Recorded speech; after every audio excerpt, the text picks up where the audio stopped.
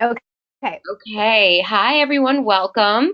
I want to first just welcome you to the very first webinar, and I want to thank Courtney so much for being my guinea pig. But this is Courtney Lewis. She has a great title. I just wrote it down so I don't mangle it. She's the Director of Library Services and Innovative Research at St. Catherine's School in Richmond. She gave this awesome presentation in New Orleans last year at the annual conference, and it is Solid Research or Stuck in a Rut. And what do students actually need to know for college readiness? And I loved it stuck with me when she said, we claim to be college prep, but what does that really mean? So, Courtney, I turn it over to you and just thank everyone for being here. Yay. Okay, I'm going to bring up my keynote and you guys can just reassure me that you see everything. Does that look okay? Looks good to me. Okay, awesome. So yeah, thanks everybody. I was totally happy to go ahead and be Katie's guinea pig. I know how hard it is to be the first person to work through all the technological stuff. So thanks for joining me today. I really was so happy at the AISL conference that what started off as just really a selfish project for me ended up resonating and being useful for other people. So I welcome comments. I welcome you telling me how I can go ahead and make this better.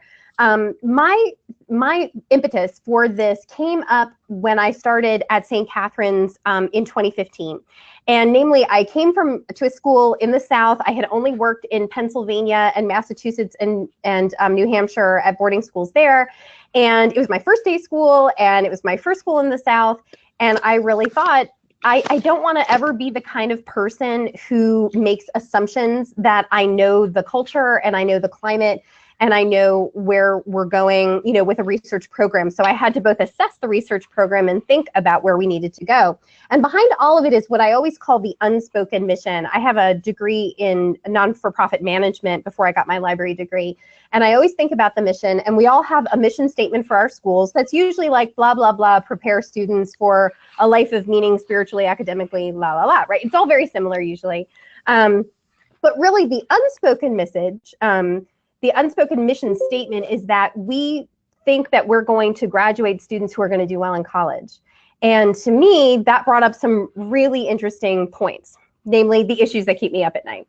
So now you know. The first thing that I like to think about is how faculties and administrators are referencing their own research experiences in college when they think about research projects. And those could have happened a really long time ago. Even for me, I'm appalled at my age sometimes in the sense that I think, wow, college was a really long time ago.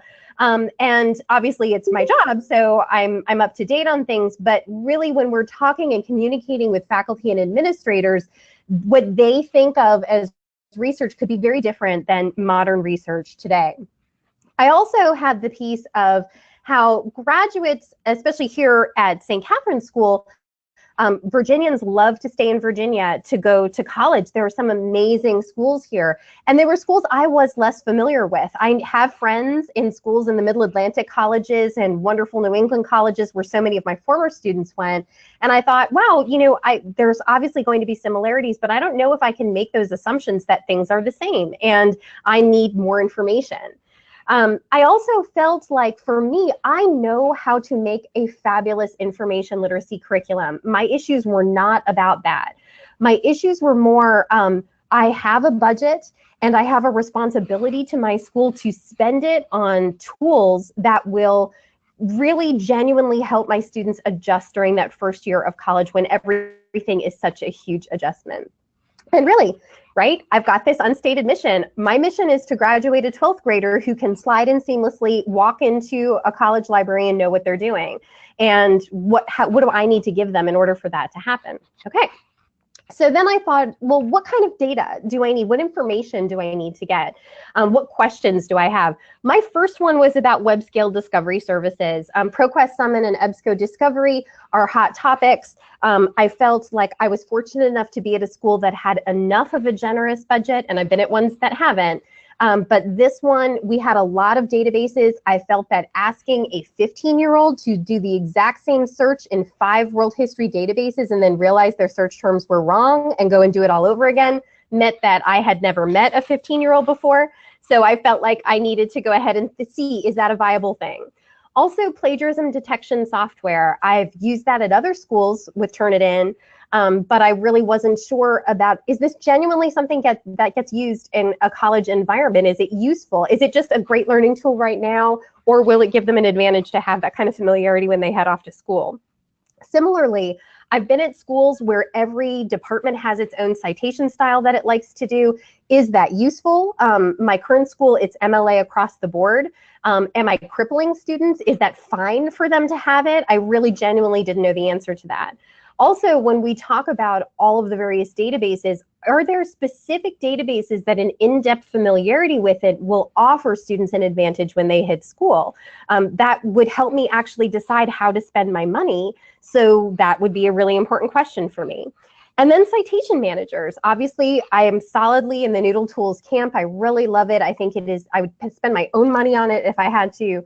But then again, I know in college environments, they're using a variety of citation managers that also have research organization tools. Should I be going ahead and teaching that maybe to my upperclassmen?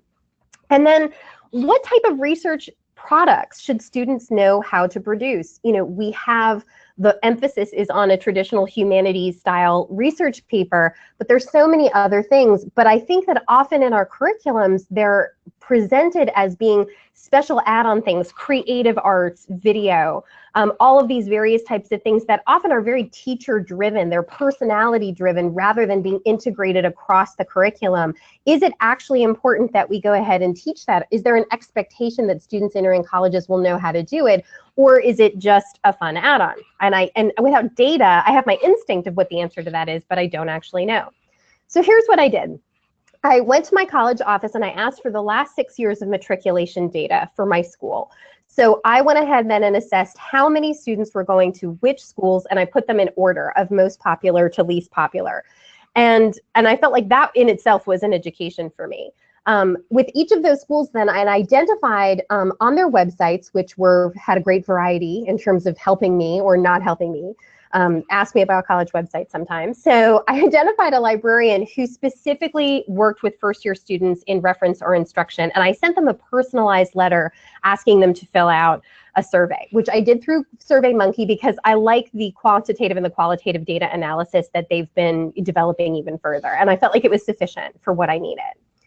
All right, and then lastly, once I started getting stuff back, I began seeing a pattern that I thought must be wrong. So I sent out the link to the ACRL listserv. So I ended up getting a wider variety of schools as a result of that, but the pattern actually persisted. In terms of who answered, these are some of the schools who actually answered. And I have to say, if anyone wants to emulate something like this, it's a really nice thing for you to say like, hey, you are so popular with our students, this many people apply to go there, and I know they've had a great experience. Could you help us? I want to make sure that I'm giving you a student who really knows what they're doing in the library. So this is a smattering of some of the ones that went ahead. And I have to say, like librarians everywhere, college librarians are universally generous with their time and their information. I had plenty of spaces where they could write in longer answers, and some of them did. Some of them sent me follow-up emails. Some of them called me on the phone and we chatted. It was really a rich body of data. Here were the patterns. This was the thing that I thought was fake. I started looking at schools, and from what I knew about their level of selectivity, all of a sudden it started coming up that most selective schools, more selective schools, selective, less selective, they had somewhat different patterns. And at first this really bothered me, and I thought, no, this has to be wrong. Selectivity is such a, such an imposed thing, blah, blah, blah, because we all get angry, at the US News and schools kind of ranking. But then I started thinking, oh my God, I'm so dumb. Of course that's the case, because if you think about the libraries in these places, they're really different. Most selective schools are usually large universities, often research universities. Their librarians often work for professors, not for students. It's a very different environment. More selective and selective, you have a large percentage of them are small liberal arts colleges with a different philosophy towards educating students regardless accelerating research. Less selective schools are often junior colleges, community colleges that have a population where they're trying to do different things with them, and so research is held in a very different view. So they have different goals as well. So it actually did make sense, but I thought, wait a second, this is actually really important, because in independent schools, we often are at a place that has as a goal a specific one of these levels of selectivity in terms of preparing students. And this could be a very interesting way to present information and data to faculty and administrators that would make them sit up and listen. So here are some of the things that came up. The first thing was citation generators. So just, what citation managers do you teach or endorse at your institution? And you can see I've listed some of the ones: RefWorks, Zotero, EndNote, Mendeley, Noodle Tools, EasyBib. For less selective schools, almost half of them use Noodle Tools and EasyBib. A lot of the goals of community colleges and junior colleges would probably feel very familiar to so many of us who teach at the upper school level. It really seems to me like they're dealing with students who often didn't have the advantage of having a strong library program in their high school, so they have to go ahead and do that instruction themselves while they're actually there. More and most selective schools, 78% of them support Zotero as their citation generator. And so I thought, oh, that's really interesting. Let me go take a closer look at that. And I watched tons of tutorials. And the difficulty is that Zotero is a wonderful product. Unfortunately, it requires a high level of knowledge to begin with.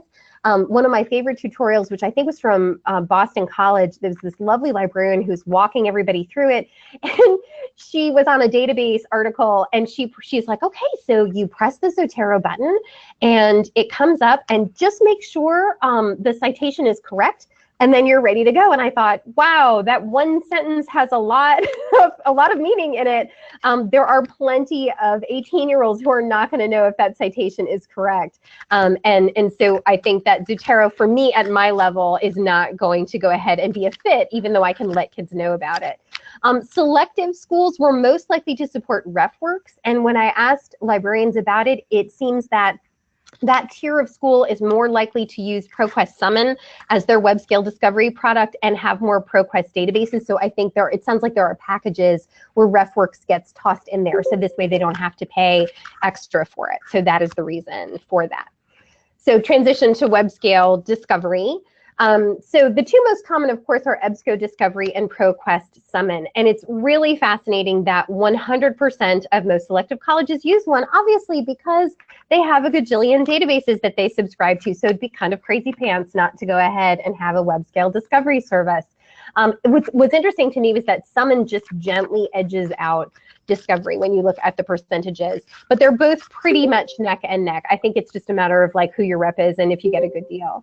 77% of more selective schools liked Summon better than Discovery, which I thought was really interesting. 82% of selective schools use one, and you're getting more into the lower level ones. Ex Libris is a little more affordable, so a lot of people like that, I think, if they're trying to kind of save their pennies. And then even 72% of less selective schools subscribe. And it's mostly Discovery in that instance as well. And this I just thought was really interesting. So to me, this was just overwhelming that I obviously needed to go ahead and get my students familiar with a web scale discovery tool. And we did decide to go with EBSCO's Discovery for various reasons, but this data made it kind of unequivocal that I needed to go in that direction. Hey, Courtney. In terms of, yeah. I'm so sorry to interrupt you, but we are all still seeing your first slide. No, are you serious? Yes, I didn't want you to go any further. No, definitely not. Let's go ahead. Okay, so when you see the first slide, is it the issues that keep me up at night slide or the first slide, the cover slide? First. So, what? Yes, so now I see two. Okay. And then why don't I just keep up this one rather than do the full panel? Would that be better? And that way you can be sure to see everything? I think so, because if that works for you, because here. Of course. Yes, thank you so much. No, oh my gosh, thank you for saying something. Here we go. Hopefully I was, I was illustrative enough that you didn't need to be staring at it, but hopefully visuals will make everyone so much happier at this point. Okay, well, you were doing a fabulous job. Thank you for being so supportive. So And certainly, Katie, I can go ahead and give you a copy of this presentation so that you can also have that available on the website or wherever you're going to store the recording or send it to people. That would be great.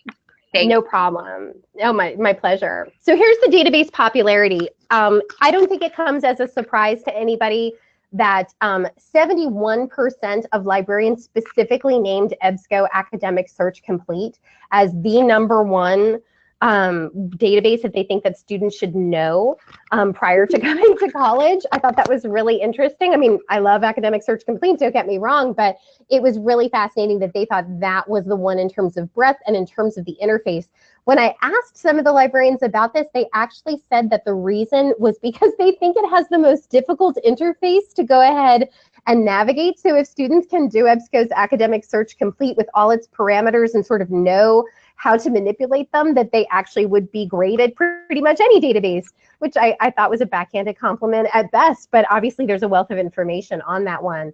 JSTOR was secondary, and they said it was very humanities specific in terms of emphasizing its use, but they still thought that students who have access to it and who understand JSTOR and understand the weight that professors place on JSTOR would be at an advantage as well. And then you can see the rest of them: ProQuest Central, Google Scholar, which I thought was interesting that that was labeled as a database, Gale Opposing Viewpoints, Credo, etc. That these were all listed in this way.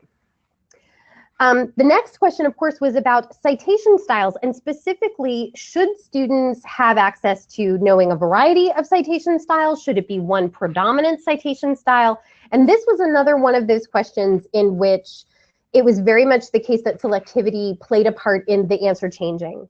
Most selective and more selective colleges and universities undoubtedly ranked MLA super important. 41% liked the idea of APA, 18% felt like Chicago to Arabian, especially because of the footnote piece of it that was often mentioned. But 32% of those librarians felt that no particular style was actually important. What kept coming through in the qualitative data was this idea that they said, as long as students know what the pieces of information are, as long as they understand the process of citing and how you are leaving a trail of breadcrumbs behind you to go ahead and not just avoid plagiarism, but to have something more fully featured, to be a true scholar, letting other people know where your scholarship originates from. That was the purpose that they felt was the idea behind understanding a citation style. Interestingly, selective schools had higher numbers where they felt that having familiarity with multiple citation styles were incredibly important. And when I followed up with those librarians, it came out that they felt that there were simply not enough staff to go ahead and get in there and teach different citation styles or help students with different citation styles. So they felt that students coming with that knowledge offered them an advantage because they wouldn't need as much help from an already compressed staff that might be overburdened in their library. And then lastly, 100% of the less selective colleges wanted familiarity with MLA across the board, and 79% felt APA was important. And a lot of those colleges mentioned that they had very burgeoning departments and vastly growing departments in STEM-related fields like coding and network administration, et cetera, and those things were based out of APA. So they felt like that, with the idea of a trade in mind, you know, having a concrete career very quickly, that was useful, with only 13% of them thinking that Chicago to Arabian was important. So this is sort of interesting. I mean, I like having students understand that there are different styles of citation. I think it is really useful to me to go ahead and look at this and realize that for the majority of schools that my students are attending, it really is simply understanding pieces of information and the purpose of citing that works for them. And that makes me feel that things are a little less urgent. I think it can go any way depending on what your faculty want, but this could be useful depending on where your students end up going. So the next piece is that product piece that I mentioned. You know, what do we ask students to produce? And so I looked at what I knew from the schools that I had been at, and then I kind of looked at the literature. And what came up was the idea that the traditional humanities research paper, I think, is what most library curriculums are based on. Oral presentation with visual aids is obviously insanely popular. I dare you to find the student who doesn't have to do that.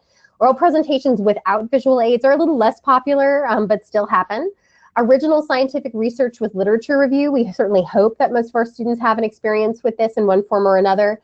Digital writing products like blog posts, creating websites, video that you've actually written and then produced is what I'm talking about for that. Creative visual products would be more of a poster or types of artwork.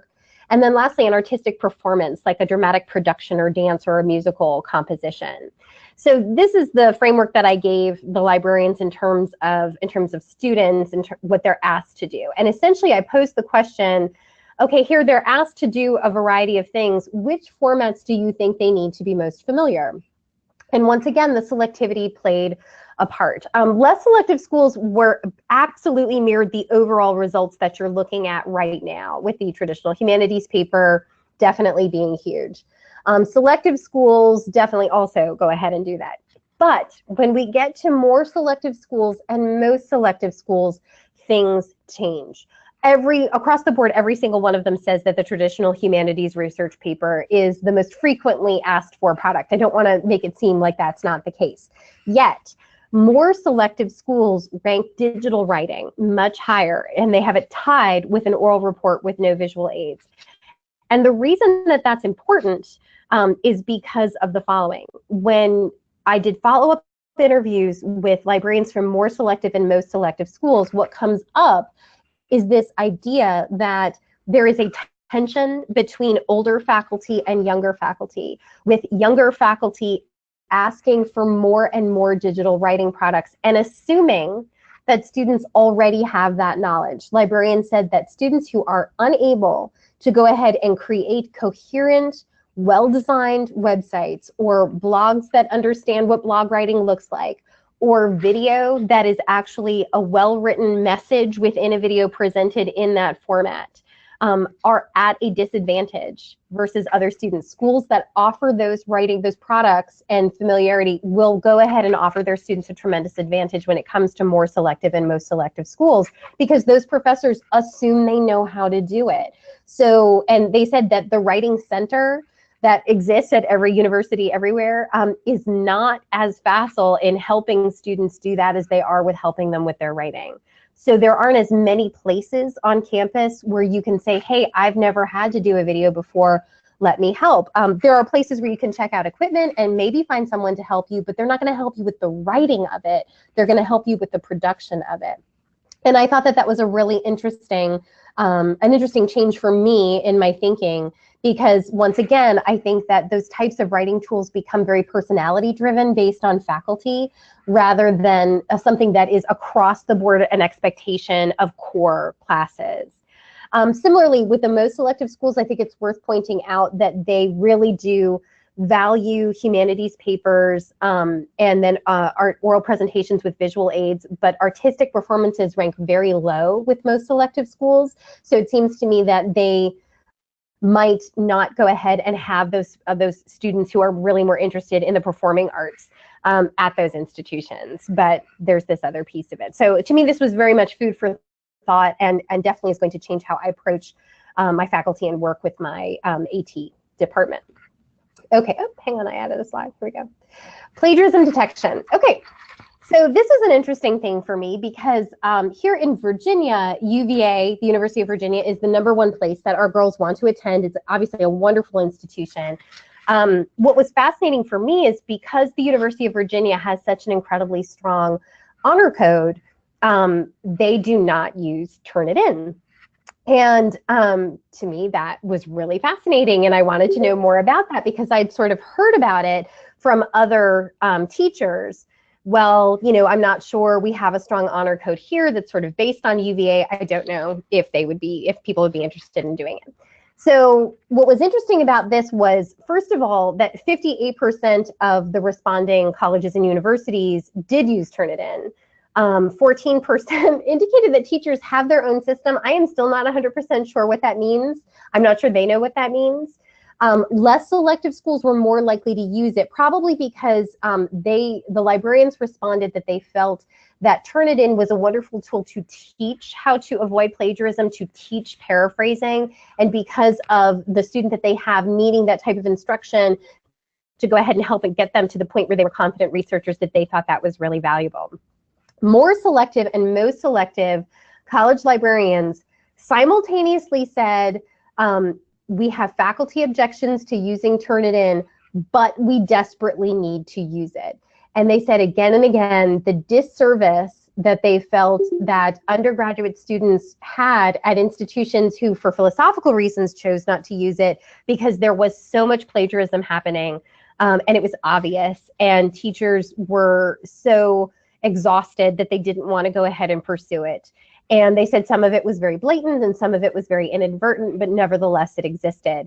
They also went ahead and mentioned the hypocrisy of the fact that at all of those institutions that indicated that they felt for philosophical reasons they didn't want something like Turnitin, all of them insisted on using either Turnitin or Authenticate in their graduate programs. There was not a single graduate program that you did not have to go ahead and push every one of your papers through and anything for publication and your theses.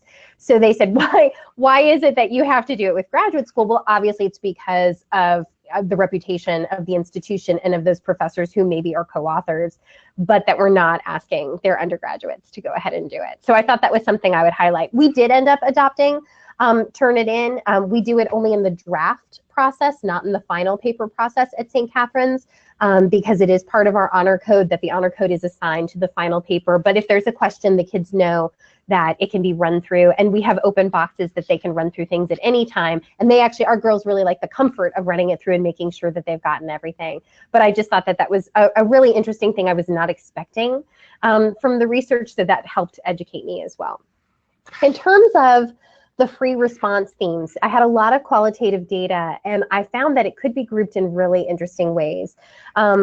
If there were 3 words that kept coming up, it was on that first bullet: understand, ask, and think. It was definitely the case that critical thinking about not just research questions, but also where the sources are coming from was a key issue. It was amazing to me to go ahead and hear that librarians say that the #1 thing that they see again and again is that students that come to them in the first year are incapable of selecting a topic from nothing. They are so used to being given their topic that it was a huge problem, because when your teacher says on the first day, you're going to have a 30-page paper on economics, pick anything, they can't do it. There was a genuine paralysis that set in for them. So they said that the more opportunity we ask students to just be curious about their world, let them choose anything, and let them suffer through research. Some of them use that verb, which I'm not sure I'm totally comfortable with, but their point is that students are, they have trouble being uncomfortable, and they think they're doing research wrong, when in actuality they need to understand that the emotional quality of research means that if you are not uncomfortable, you are doing it wrong. So to offer them the opportunity to work through their discomfort to get to a place where they began to understand in those, like, the Kuhlthau emotional stages of research, was really vital, and it wasn't something that they had as much experience as they had hoped. The other piece of it was that format is invisible. One of the librarians, I really liked her, she said that every tab is open on the top of their browser, and to them it is equivalent. They do not understand that a general secondary blog post that was written by someone on a topic is not the same as a newspaper article from the historical newspapers database from that time period, because they are both equivalent in a tab to them. So really helping students understand format and its richness and how we weight that format is incredibly important.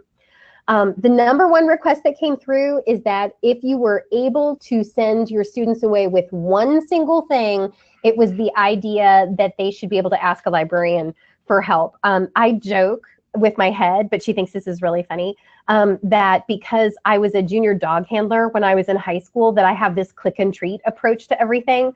And there are times where kids will come up and they'll ask questions, and I'll be like, and thank you so much for asking that question at the end of it. And I'll give them a Hershey's kiss because I'm clicking and treating them. And of course they love to come back and they find questions to ask me. So I'm not suggesting that anybody has to click and treat their students, but to go ahead and make sure that our library environments are so friendly that they associate someone behind the desk as someone who's going to smile at them and help them whenever they have a question, I think is definitely food for thought when we consider our own environments. I was so depressed when the lovely librarian from Princeton wrote me back, and he said that the vast majority of his new students cannot use the library catalog. I mean, I'm laughing, but I'm also horrified. At the same time, it is really important for our students to understand that they need to know how to use a library catalog, whether it's part of a web scale discovery service or not. They need to understand what those pieces mean and that there's a location and you can find things. And I just thought that was so sad, but yet, vindicating for all of us as well. Skilled searching, the idea of having actual planned searches with keywords and ethically using the information you find was obviously a theme that cropped up again and again. The community of scholarship was, I think, the thing that has been the most revelatory for me and the most paradigm shifting. One of the University of Virginia librarians, when we were talking about digital products and about this dichotomy between new faculty and old faculty, she said, new faculty are transformative because an older faculty member would tell you that you were writing the paper for them. She's like, almost to impress them. You were supposed to do this, and obviously they were going to help you and be a better student. She said, younger faculty want students to understand that they are part of a community of scholars, that lots of people will be looking at their information and what they're producing and commenting on it, and that they should be ready to plunge into the community of scholarship by looking up other researchers, by communicating with them, by tweeting them, by putting things out and being open to constructive criticism so that they can change on the fly and learn quickly and not have to wait for a single professor to give feedback. And I thought that was really important for me to understand and for me to communicate with my faculty. Traditional humanities research papers, the length of the paper and the free choice of the topic. Once again, we talked about free choice. The length of the paper was also really important. It is very, very common for 20, 30-page papers to be assigned at the beginning of the semester and due at the end of the semester. Definitely look and make sure that your students have that experience of something of that length, because as we all know, it is very different, the planning and the execution of it and how you pace yourself in your research process depending on the length of the paper. So that was something that they reiterated. Also, the piece that I thought was interesting was that final one, which is we ask for oral presentation. We ask students to be facile with visual aids, but do we teach it? It's fascinating to me that so many teachers who I talk to will say, oh, but they've had to do that in blah, blah, blah grade, and every grade says it. And I thought, okay, so are these kids in kindergarten learning how to do, visual aids behind their presentations? Everyone is thinking someone else is teaching it, and they might be doing small pieces of it, but we need to approach that in a more thematic way that hits the core curriculum early on so students can gain confidence and maybe even be scaffolding it in terms of adding skill sets every year. So that was something that I really took away from that. Okay, final slide. So where do I go from here? I have this research, I really like it. I feel like I need to increase the bigger sample size across selectivity in order to see if this is true, if this is a real pattern or a fake pattern, even though what I dredged up was really interesting. I really felt like a layer that needs to be added to this is the Indianapolis University study that they have the before college student survey experience, and then they have a faculty survey, and then one for college students, like in the midst of college. There are several questions in those that ask both faculty opinions regarding their attitudes towards research, the length of papers that they assign, the amount of time they spend with students on research, and then also the before college has what did students write in high school, what types of research did they do, what are they familiar with, and then the one that actually hits students in the middle of college, how many pages did you write, how many research papers did you do. I feel like there are just a few questions in each of those surveys that really would add valuable data. So if I could extract the specific universities that also answered my data, then I could get some really valuable additional questions in there that we could also rank by selectivity and see if there were patterns for that as well. That would also inform our faculty and administration. And then the third one is obviously using my current data to make good budget choices and start discussions with faculty. I've done that, and it's been really helpful. And then lastly, it's just that cultural change. How can I, as the director of the library, go ahead and really have everybody think about what it means to belong to a community of scholars, and how can we do that right now? So that's all my data. I would love to go ahead and hear from people if they have questions or comments. I would love to answer them if it's capable of doing it. So let me know what you think. I'm unmuting everyone. Hold on, guys. Or you can use the chat if you have questions. Oh yeah, absolutely. Please feel free to just use the chat if you don't want to say anything on your microphone. Or it could be the time you do the snarky comments on your microphone since we've unmuted you. So you could do that too. Well, I know I have a question if you'd like. Oh, for sure.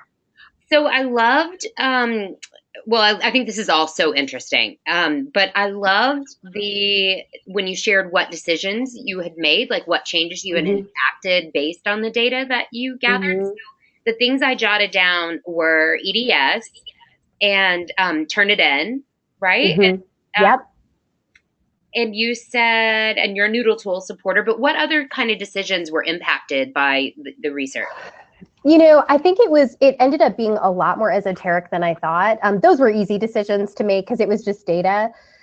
It was really easy for me to use this data to get my faculty on board when we were talking about collaborative projects, for me to go ahead and say, just kind of toss out like, oh, did you know that the University of Virginia librarians say blah, blah, blah? And they were like, oh, do they? Maybe we should have the kids look up some, with some of their authors and tweet them, kind of a thing for their research. So it was just very gentle movements towards that.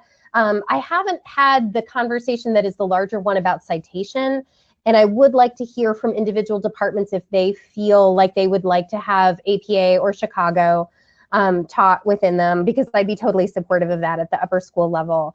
I would definitely say that it has changed my view of, I teach the Discovery Services EBSCO because that is the same interface as it would be for EBSCO Academic Search Complete. So to me, if they have that interface, they have what the librarians were saying was important.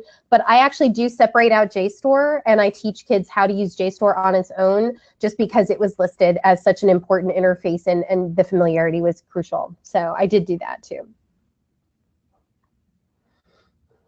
And do you feel like, because we just recently bought EDS as well, do you actually not intentionally, but that will be next month's like vendor person who will be on here doing Q&A? I don't know. That's an interesting thing. I think that I've heard people have great experience with ProQuest Summon as well. So I think someone just talking about like what it offers is useful. I did mean it, what I said before. Like, I think we are so unrealistic. You just hit a certain number of databases, and to ask students to do multiple searches that are the same ones, we're like, do we really think that that's happening? Because I know I don't. Like, I think that it's not. Right. I have noticed students coming up with better information faster since we moved to the Discovery Service. So I feel like it's login or just your databases. We have our catalog and all of our databases in there. It's just the facts on file databases that they don't interface well with Discovery. So I think, and we actually got rid of a lot of our facts on file databases as a result of that, which I have told the facts on file vendor, but we still kept a couple. So they made widgets on the side, but all of the other ones, it's a one-shot deal. And that's been awesome. The thing that the kids like the best is that, and I think Summon does this too, they have a reference article at the top that's like a Wikipedia style article come back on something if they do a really broad search, and they love the idea that they can cite that, whereas they couldn't. So we show it as like a time-saving device that you can use everything that you find, and the kids really like that. Okay, I'm looking at the chat questions. Mm-hmm. So Darla says, I'm wondering how those conversations with teachers about creating a community of scholarship have gone. They've gone pretty well. I think that it's a real paradigm shift for them as well. So we're actually going to offer, as a librarian group, we're going to offer some professional development in a future professional development day that we have that's talking about what it means to be a community of scholars, where we're going to present a little bit of this data and talk about the importance of digital writing. And I'm very blessed because I have an amazing IT department with wonderful academic technology partners, and they're really excited to go ahead and use this to scaffold it throughout the middle school and even the lower school curriculums, to just say, here's a space where we can do this and where we can teach some of this type of writing. And the idea of, the upper school teachers have had something, some of them are interested in teaching it. In terms of the community of scholarship pieces, they have said that they would really be a lot more comfortable if kids came knowing it, because they don't feel that there's a lot of space in with all the content they have to deliver to teach it in there. So this is still going to be an ongoing finding a balance between all of this. But the students are eager to do it. The students, when I mentioned this to them, were like, we do need to know how to make websites. We do need to know how to do blog posts. We actually have at St. Catherine's very strict rules about student visibility online, which is, I like to point out to my head, is in direct dichotomy to like, we want you to invent the next Twitter, but you're not allowed to go ahead and have a blog, you know, that's visible by everyone. So we're trying to find the space and the timing in a way that balances safety with familiarity with key pieces of technology. So it's an ongoing conversation, but it's one I'm eager to have. Okay. And Sarah Davis says, does your school use one tool for citing sources? And has your opinion about this changed after you're doing your awesome survey? Oh, one, thank you for calling my survey awesome. Like, if I ever see you, you get a cookie. So that's awesome. The answer is I am still 100% behind Noodle Tools. After looking at all of these other products, we are just still in the instruction stage. And to me, I'm satisfied with Noodle Tools in the sense that as we move through the upper school, what I'm looking for is for the girls to have a complexity of sources that they then expand and use in the course of their research. And to me, offering them something like Noodle Tools that takes them through that step-by-step for those more complicated sources. And we heavily use the note-taking. Like, we teach research note-taking based on the Noodle Tools methodology, because that's how I taught it before. So that is just a perfect fit for us. Sometimes if I have a senior doing an independent project, I'll show her Zotero, but a lot of the girls find it very overwhelming, and they feel like with Google Ed, they can organize stuff the way that they need to. So right now, I think Noodle Tools is still a great fit, and I felt pretty validated about that. So it works for us.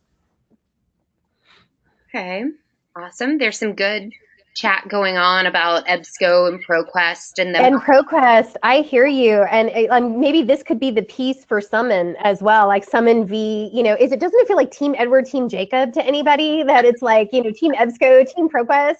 Like, they're both great choices, but where do you go? You know, kind of a thing.